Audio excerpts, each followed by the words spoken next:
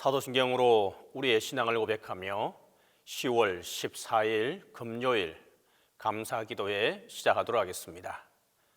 나는 전능하신 아버지 하나님 천지의 창조주를 믿습니다. 나는 그의 유일하신 아들 우리 주 예수 그리스도를 믿습니다. 그는 성령으로 잉태되어 동정녀 마리아에게서 나시고 본디오 빌라도에게 고난을 받아 십자가에 못 박혀 죽으시고 장사된 지 사흘 만에 죽은 자 가운데서 다시 살아나셨으며 하늘에 오르시어 전능하신 아버지 하나님 우편에 앉아 계시다가 거기로부터 살아있는 자와 죽은 자를 심판하러 오십니다. 나는 성령을 믿으며 거룩한 공교회와 성도의 교제와 죄를 용서받는 것과 몸의 부활과 영생을 믿습니다.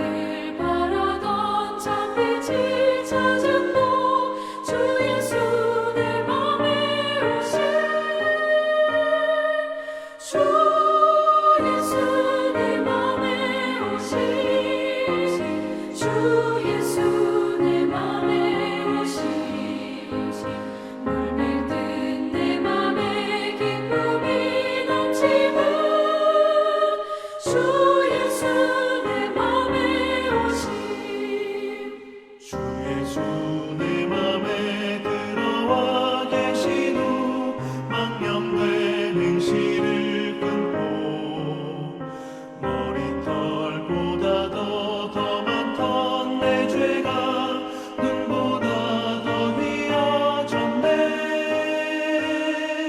주 예수 내 맘에 오신, 주 예수 내 맘에 오신, 물밀듯 내 맘에 기쁨이 넘치는 주 예수 내 맘에 오신, 내 맘의 소망을 든든히 가짐은 주 예수 내 맘에 오신, 의심의 구름이 사라져 버림도 주 예수 내 맘에 오신, 주 예수 내 맘에 오신, 주 예수 내 맘에 오신, 물밀듯 내 맘에 기쁨이 넘치는 주 예수 내 맘에 오신, 사방에 음침한 골짜기 가다가 밝은 빛 고련히 비춰 저 멀리 하늘 무한하게 보임도 주 예수 내 맘에 오신, 주 예수 내 맘에 오신, 주 예수 내 맘에 오신, 물밀듯 내 맘에 기쁨이 넘치는 주 예수 내 맘에 오신, 내가 저 천성에 올라가 살기는 주 예수 내 맘에 오신, 천성에 올라가 주님을 뵈리니 그 기쁨 이길 데 없네.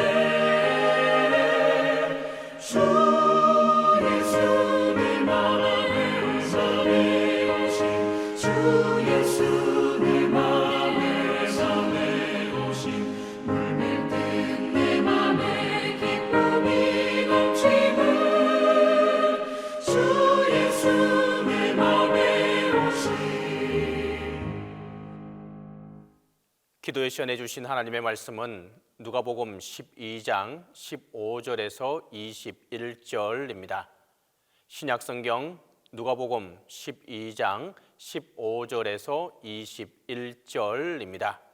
다 함께 봉독하겠습니다. 그들에게 이르시되 삼가 모든 탐심을 물리치라. 사람의 생명이 그 소유에 넉넉한 데 있지 아니하니라 하시고, 또 비유로 그들에게 말하여 이르시되 한 부자가 그 밭에 소출이 풍성하매 심중에 생각하여 이르되 내가 곡식 쌓아 둘 곳이 없으니 어찌할까 하고, 또 이르되 내가 이렇게 하리라. 내 곡간을 헐고 더 크게 짓고 내 모든 곡식과 물건을 거기 쌓아 두리라. 또 내가 내 영혼에게 이르되 영혼아, 여러 해 쓸 물건을 많이 쌓아 두었으니 평안히 쉬고 먹고 마시고 즐거워하자 하리라 하되, 하나님은 이르시되 어리석은 자여, 오늘 밤에 내 영혼을 도로 찾으리니 그러면 내 준비한 것이 누구의 것이 되겠느냐 하셨으니, 자기를 위하여 재물을 쌓아두고 하나님께 대하여 부요하지 못한 자가 이와 같으니라. 무리 중에 한 사람이 예수님께 유산 분배의 문제에 대해서 중재해 달라고 요청하는 장면이 등장합니다. 그에게는 물려받은 재산의 양이 많아서 분배의 문제가 매우 중요했던 것입니다. 그런데 예수님께서는 이 사람의 요청에 그가 원했던 대로 응답했던 것이 아니라 생각하지 못한 대로 반응을 하시게 됩니다. 그것은 바로 그 사람의 내면에 감추어져 있던 그 동기에 대해서 말하고 있는 것입니다. 예수님은 모든 탐심을 물리쳐라, 사람의 생명이 그 소유에 넉넉한 데 있지 않다라고 말씀하십니다. 그 사람은 유산 분배 문제에 있어서 예수님이 자기 입장을 옹호해 줄 것이라 기대했는데 뜻밖의 대답을 듣게 된 것입니다. 그리고 예수님은 오히려 그 사람이 가지고 있는 동기에 대해서 지적을 하게 됩니다. 그 질문을 통해 탐심의 어리석음에 대해 하나님의 시각을 가르쳐 주고 있는 것이었습니다. 예수님은 한 부자의 이야기를 비유로 들어 또 말씀해 주시는데, 밭에 소출이 많아서 쌓아둘 곳이 없을 정도로 부유한 사람의 이야기입니다. 여유 있게 평안히 먹고 즐기고 누리자라고 이야기하는 부자입니다. 스스로 자랑스러워하는 부자에게 예수님이 말씀하시기를 어리석다라고 예수님께서 말씀하십니다. 왜냐하면 오늘 밤에 내가 너의 영혼을 거둬가면 너가 지금까지 쌓아놓은 그 모든 것이 무슨 의미가 있겠느냐라는 것입니다. 우리는 일상의 생활 속에서 많은 광고들을 보게 됩니다. 그 광고주가 그 광고를 기획하고 우리에게 노출하는 이유가 있습니다. 그것은 그들이 만든 제품을 더 팔고 더 많은 사람들이 그 제품을 사용해서 마치 그것을 사용하면 더 많이 가지면 우리가 더 여유 있는 삶, 우리의 삶의 성취감, 더 많은 것을 가짐으로 누리는 만족들, 이런 것들을 우리 가운데 행복이라는 단어로 제시를 하지만 실제적으로 그 광고주가 가지는 숨은 동기가 있는 것입니다. 그리고 우리는 그 많은 광고에 노출되어서 그것에 마음이 이끌려서 우리의 지갑을 열고 살고 있지는 않습니까? 많은 광고뿐 아니라 실제로 우리가 살아가면서 우리를 유혹하는 유혹들이 많이 있습니다. 그리고 사람들은 그 유혹에 동의하여서 우리 마음도 열고 지갑도 열어서 그 유혹을 받아들이고 동의하는 삶을 살게 되는 것입니다. 진정으로 우리를 행복하게 하고 진정한 만족을 누리기 위해서 그 광고주가 이야기하는 광고의 물건을 산다고 해서 행복하냐는 것입니다. 우리가 진정 영혼의 기쁨을 위해서 우리가 정말 지불해야 할 것, 우리가 준비해야 할 것이 과연 무엇이냐는 것입니다. 성경은 분명히 말씀하고 있습니다. 물질적인 소유보다 더 중요한 것이 있는데 그것은 바로 생명이라는 말씀입니다. 성도 여러분, 우리의 행복이 우리 소유의 넉넉한 것에 있는 것이 아니라고 말씀하시고 있습니다. 우리가 정말로 추구해야 하고 준비해야 할 것은 바로 생명에 대한 깊은 문제입니다. 예수님께서는 우리에게 세상 가운데 살면서 세속적인 목표를 가지고 또 지향하고 있는 우리들에게 이 부분에 대한 지적을 하고 있는 것입니다. 우리에게 주어진 것, 그것은 나를 만족시키고 나를 즐겁게 하는 것이 아니라 하나님 나라를 위해서 사용하도록 요청하고 계신다는 것입니다. 하나님께서는 우리에게 물질을 주시지 않으면 우리는 누릴 수가 없는 것입니다. 우리는 얻을 수가 없습니다. 하나님께서 하늘의 문을 열어주시지 않으면 우리는 얻을 수 없고 그것을 가질 수도 없습니다. 그러므로 하나님께서 우리에게 주실 때에 그것이 하나님 나라를 위해서 선하게 쓰여지고 그리고 우리의 소유의 물질이 쌓아지는 풍성함에 우리의 초점이 맞춰지는 것이 아니라 생명을 위하여서 생명을 얻는데 우리 하나님께서 주신 것이 어떻게 사용되어지는지를 우리가 깊이 고민하고 또한 그러한 자에게 하나님께서 기뻐하시고 더 베풀어 주시는 것입니다. 우리가 삶 가운데 그리스도인으로서 하나님의 말씀을 붙들고 사는 자로서 무엇에 우리의 마음을 집중해야 하고, 그리고 우리가 무엇에 우선순위를 가져야 할지 다시 한번 주님의 말씀 앞에서 우리의 영혼을 점검하는 이 감사의 계절이 될 수 있기를 바랍니다. 소유에 넉넉한 것이 아니라 생명이 있는 곳에 우리의 마음을 둘 수 있기를 간절히 바랍니다. 성도 여러분, 우리의 가정과 일터 가운데 정말로 그곳의 생명, 예수님께서 그토록 바라시고 원하셨던 그 생명을 얻는 것에 우리의 시선이 집중되어지고, 또 하나님께서 우리에게 대한 물질이 그 생명을 얻는 데 사용되어진다면 그것보다 더 크고 귀한 일이 어디에 있겠습니까? 이제는 우리에게 주신 재정의 문제, 물질의 문제에 대한 것을 믿음의 기초 위에 다시 세우는 은혜가 임하길 주님의 이름으로 축복합니다. 더 중요한 것은 우리의 물질의 넉넉함, 소유의 넉넉함에 있지 않고 바로 생명에 있다는 사실, 이것은 예수님께서 오늘 저와 여러분에게 또 기억하라고 주시는 말씀입니다.